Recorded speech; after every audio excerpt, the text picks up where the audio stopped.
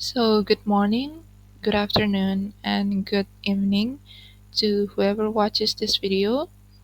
In this video, we are group 3, which consists Dafa, Esther, Nazwa, and Virginia from the International Finance class with Professor Roy Sambel. And in this video, we are going to give reviews on books about globalization. In this video, we are going to give reviews about books that are talking about globalization. The first book here we have Globalization and its Discontents, and the second book titled Making Globalization Work, both written by Joseph E. Stiglitz. And we are going to give reviews about these two books.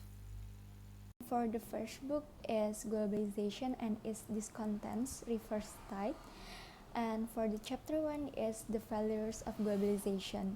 The chapter discusses the consequence of globalization and the failures of policy analysis to consider the long-term effect of free trade agreements.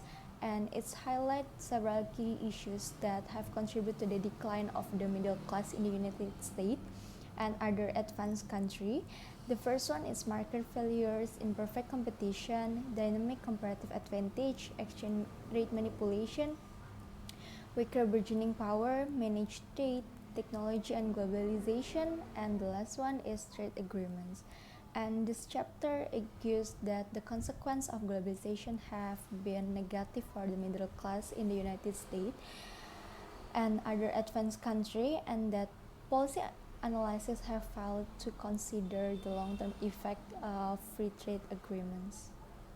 For the next is chapter 2 is the multiple dimension of globalization. The chapter discussed various aspects of globalization, highlight the challenge and the criticism associated with trade, investment, fiscal paradise, tax competition, and the movement of ideas and people cross-border. And here is the key takeaways and summary of the chapter 2 is the trade globalization, investment, physical paradise, and the tax competition, move on of idea and people. The chapter present a critical view of globalization, pointing on how poorly managed globalization in trade, investment, fiscal paradise, and intellectual property right has led to increased inequality, instability, and challenge for both development and developing countries. And it's emphasized the need for a more balanced and fair approach to globalization that consider the impact of ordinary citizens, promotes long-term investment, and ensure the corporation fulfill their tax obligation. The next chapter is chapter 3 is about the new protectionism. The chapter discussed the limitation of protectionism as the solution to economic problem faced by the United States and other advanced countries, and it's argued that protectionism will not restore manufacturing jobs as the decline in the global manufacturing is due to increased productivity and automation and not outsourcing. And additionally, protectionism will lead to higher price, inflation, and strong dollar negatively impact the standard of living for middle and the lower income American who spend a significant portion of the income on important goods. For the next chapter is chapter 4 is Can Globalization Be Safe? The chapter emphasizes the need a more nuanced approach to globalization, focusing on the area with significant cross-border externalities like the tax competition, fiscal paradise, and short-term capital flow. And it's emphasized the importance of global action in addressing global public good like climate change and pandemic, and the significance of governance. The chapter critiques the current state of globalization, arguing that has led a growing inequality and defense of globalization have not provide helpful explanation for the role of technology in society. and it suggests that advancing globalization must be seen within a broader economic framework, including reducing inequality in market income, improving after-tax income distribution, providing social protection, and smoothing the transition from manufacturing to the service sector economy. And for the next chapter is chapter 5, is about the promise of global institution. The chapter tell about the IMF and the World Bank have failed in the original mission to promote global stability and have been criticized for their role exacerbating crisis, particularly in developing countries. The institution, government structure, and policy have been criticized from reflecting the interests of the wealthiest industry countries and commercial and financial interests rather than the needs of the developing world. And the lack of global governance is process of globalization has been highlighted as a major issues, with the IMF and the World Bank playing a dominant role in the shaping the global economic without adequate representation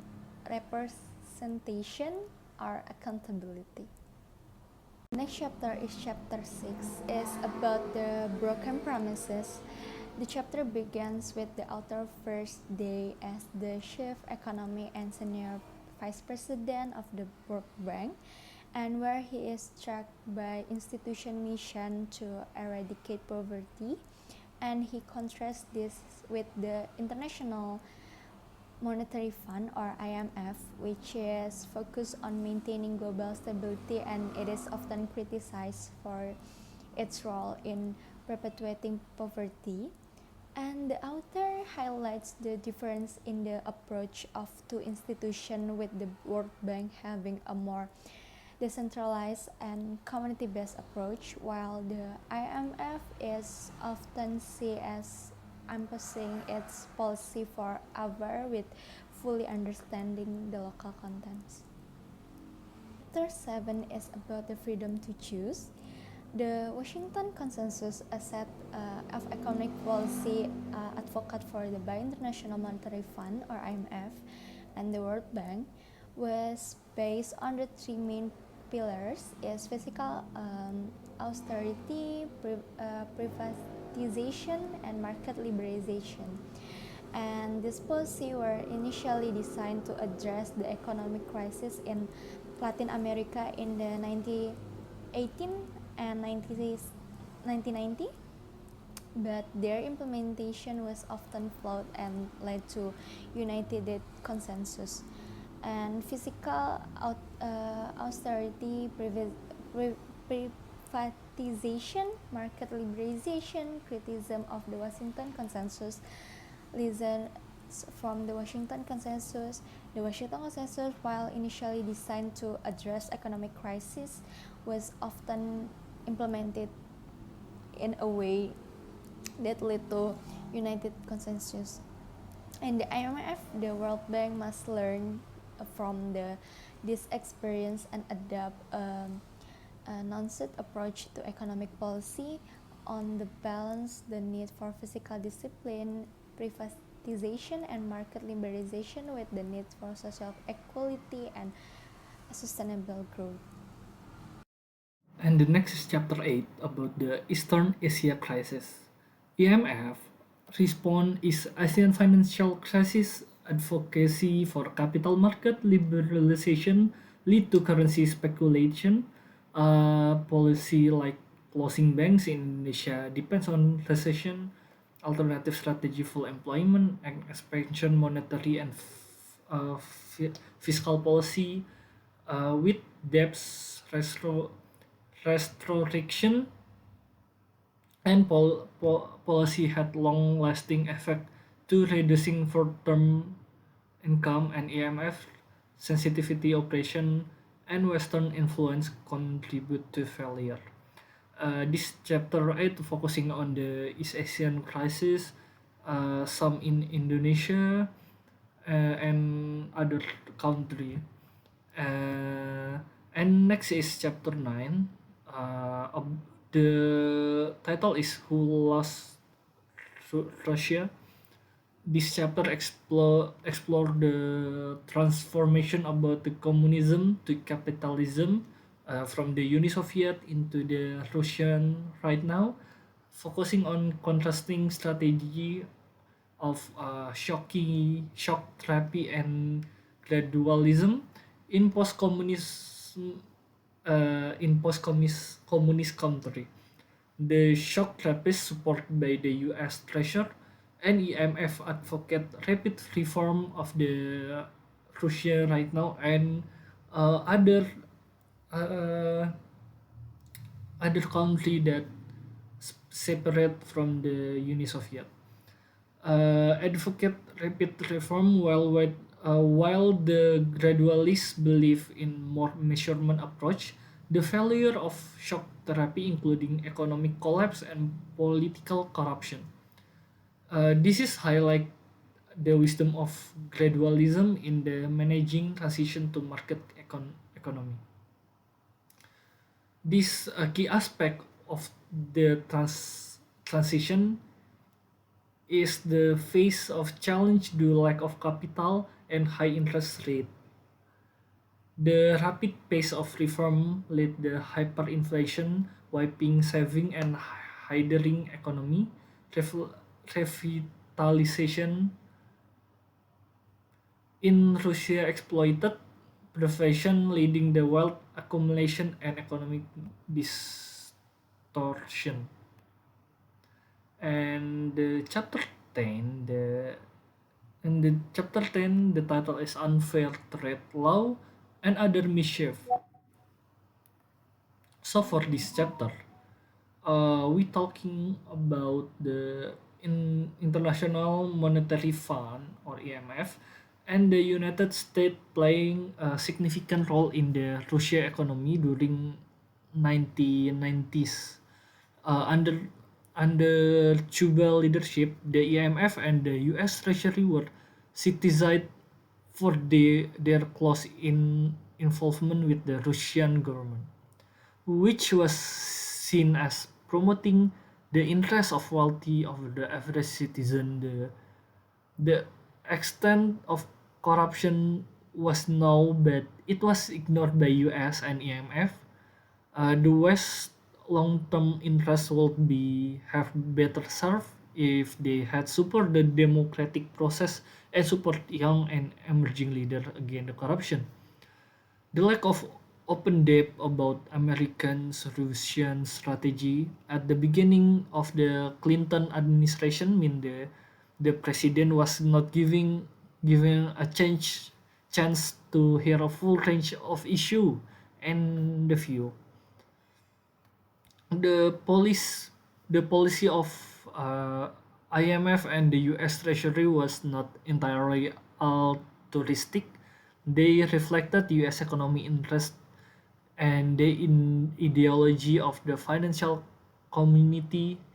Example of US special interest uh, in trade and reform process include the US Treasury support for a global aluminum and cartel, and US government opposition to the import of Russian uranium.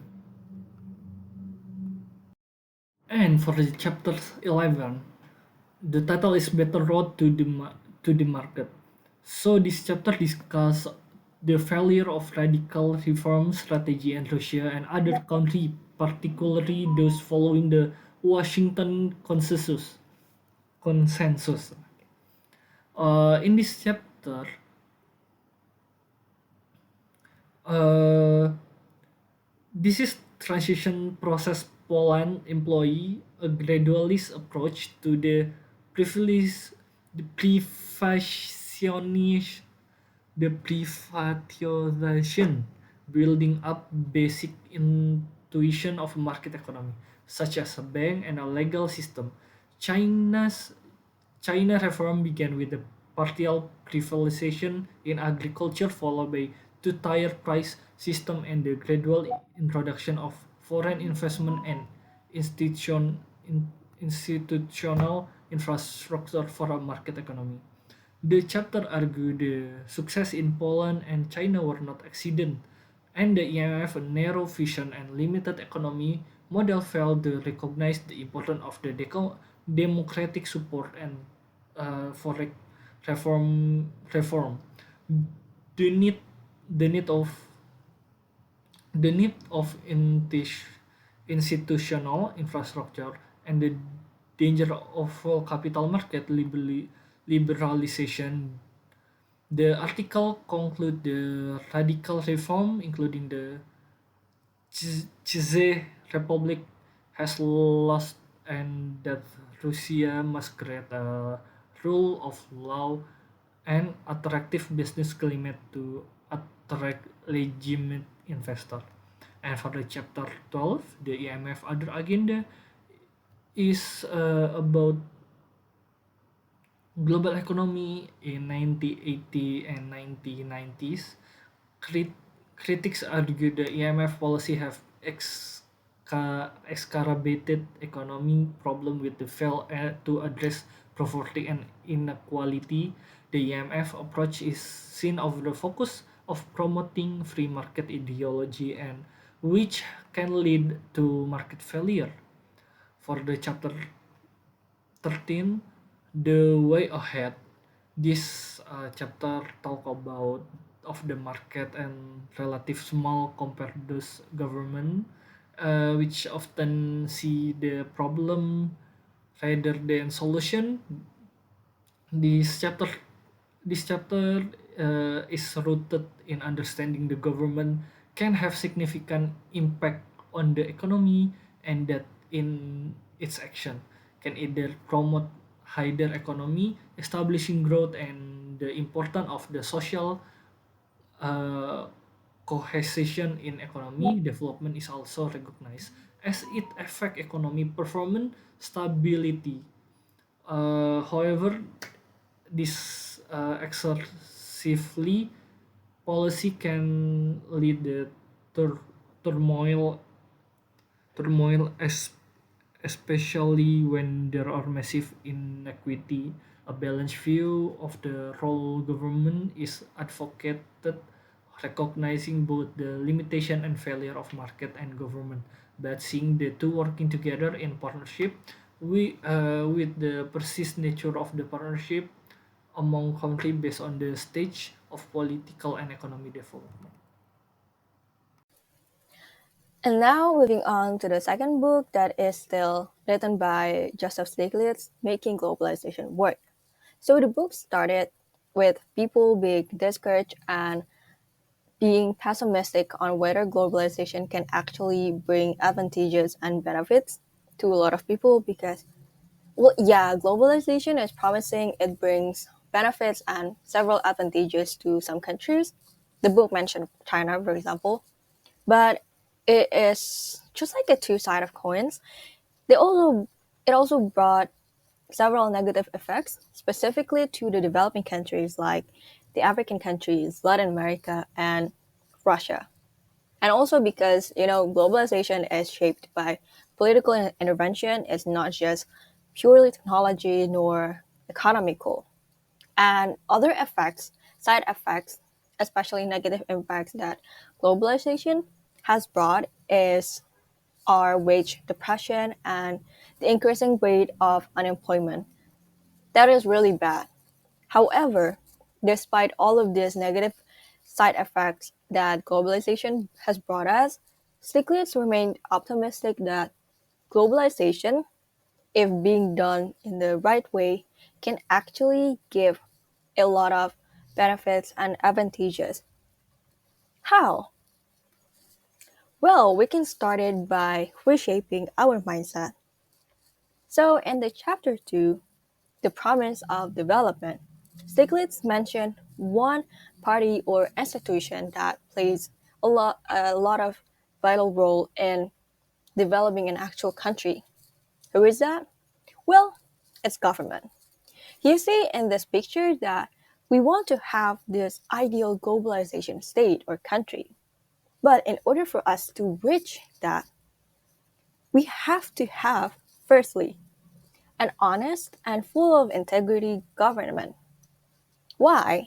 Because eventually, our government will be the one to build physical infrastructures like education, a lot of accessibility based infrastructure and technology, and those physical infrastructures and education, it can only be fully brought by an honest and integrity based governance.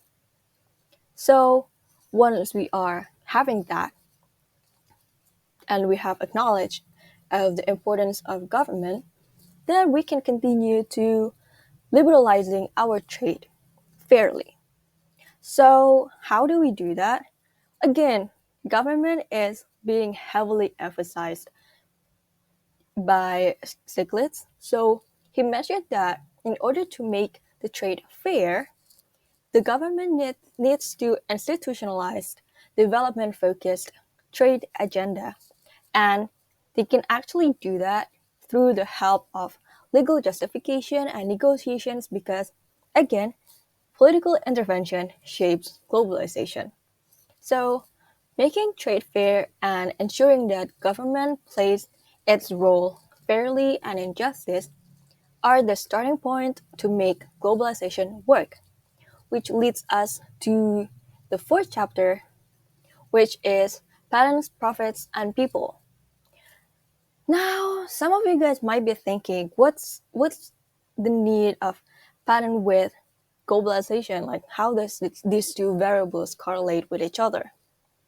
Well, as simple as in this modern era, thankfully and fortunately, people are starting to become more aware with their own intellectual property rights or IP rights, and that is a good thing, legally speaking. However, can you imagine, like, in the medical world where you are a maker of an innovation and there are just like these patents that kind of make people, the public cannot access this medical related patents or innovation really well. Because again, you have to actually pay with money, right, to use these patents. And well, in reality, can a lot of people afford that at a higher cost? Well, truth be told, it's not like that.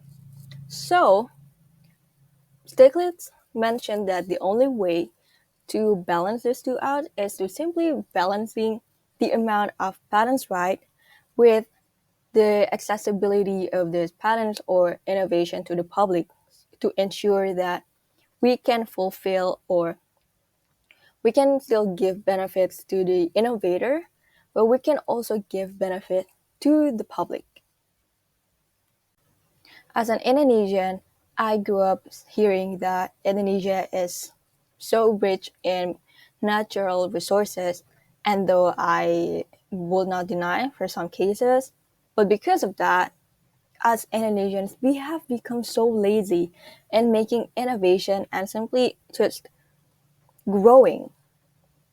So yes, apparently being naturally privileged kind of make you prone to being lazy. And that's where the term resource curse occurs. So that is a bad phenomenon.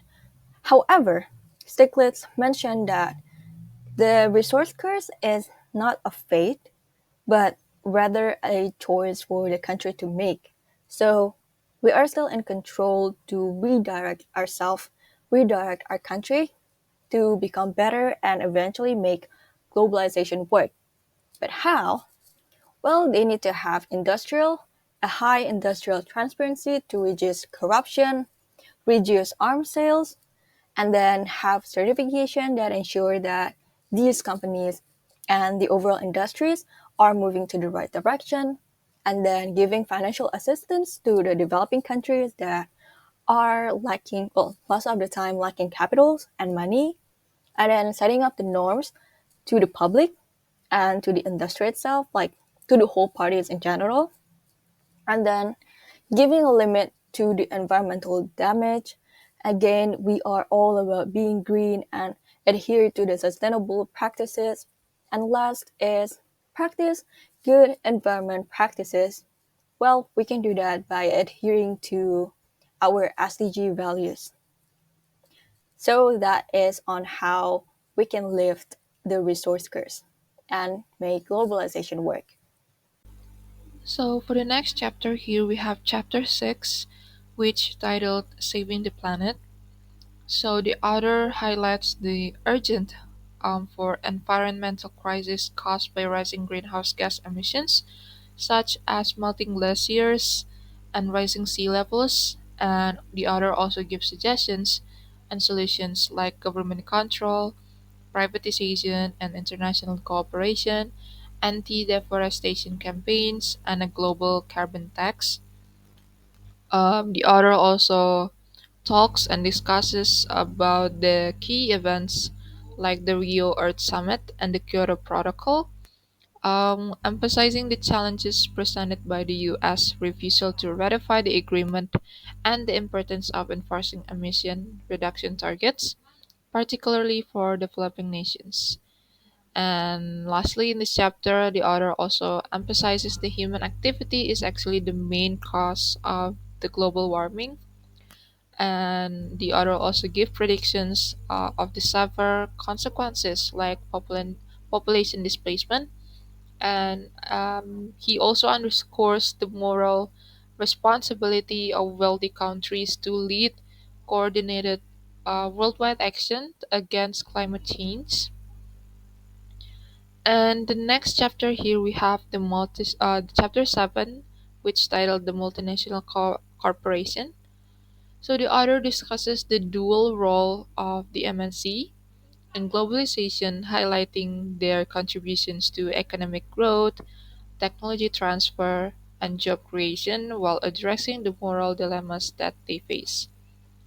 So, and the author in this chapter also give critics for MNCs for prioritizing financial gains over ethical and environmental concerns, exploiting legal gaps, and shifting pollution remediation's responsibilities to the governments, questioning their alignment with the societal well-being and corporate social responsibility or CSR. This chapter, the author also gives suggestions on how to address these issues, which includes tightening regulations to enforce CSR, enhancing corporate governance through legal reforms, creating international law, and combating corruptions by adopting and upholding anti-corruption regulations. And for the chapter 8 here, we have the burden of debt, which in this chapter, the author discusses the significant issues that the nations face due to the high debt loads, particularly focusing on overlending and overborrowing in developing countries, exacerbated by the lack of regulations for restructuring sovereign debt. The author also gives suggestions to change the public and private loan restructuring, emphasizing the prudent borrowing, fair resharing, active risk absorption by international financial institutions, counters cyclical lending, debt forgiveness without adverse conditions, and transparent regulatory frameworks. In the end, in the end of the chapter, the author also give critics on pro-cyclical lending policies and the conditional debt relief by organizations like the IMF, noting that how these practices actually worsen the economic problems in developing countries. The author underscores the need for local currency loan issuance and better debt forgiveness and restructuring standards to address global financial instabilities. So for the next chapter here, we have chapter 9, which titled The Reforming the Global Reserve System. So the author in this chapter highlights the flaws in global financial system, particularly the imbalance in wealth distribution, with wealth shifting from developing to wealthier countries, increasing debt loads, and threatening economic stability. Developing countries' reserves, crucial for risk management and exchange rate stabilization, are deemed insufficient, making them vulnerable to currency crisis and market swings. But despite this, nations, especially in East Asia, have increased their reserves to protect economic sovereignty, primarily in expensive denominated assets like US Treasury bills. Um, the last part of this chapter also discusses on how the excessive reserve limit the global economic growth by restricting the investment and consumption, thereby reducing employment and also the economic potential. It also questions the sustainability of reliance on US deficit spending and calls for structural reforms to address these systematic issues. And the last chapter here we have chapter 10, which titled Democratizing Globalization. So the author in this chapter give critics to globalization, focusing on the corporate control, the economic inequalities, and outsourcing.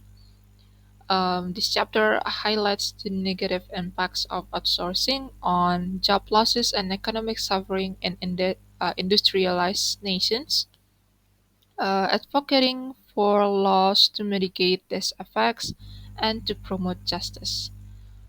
The author also emphasizes a democratic gap in globalization, where international organizations often reflect the interests of wealthy countries, causing discontent. So, the author in this chapter calls for reforms to ensure equal decision making and establish a new global social impact. Lastly, in this chapter, the author advocates for stronger international governance, such as enhancing the UN Economic and Social Council to ensure peaceful coexistence and a more restructured globalization to prioritize the welfare of all and guarantee democratic participation. And so that is all for our book reviews. Thank you so much for watching.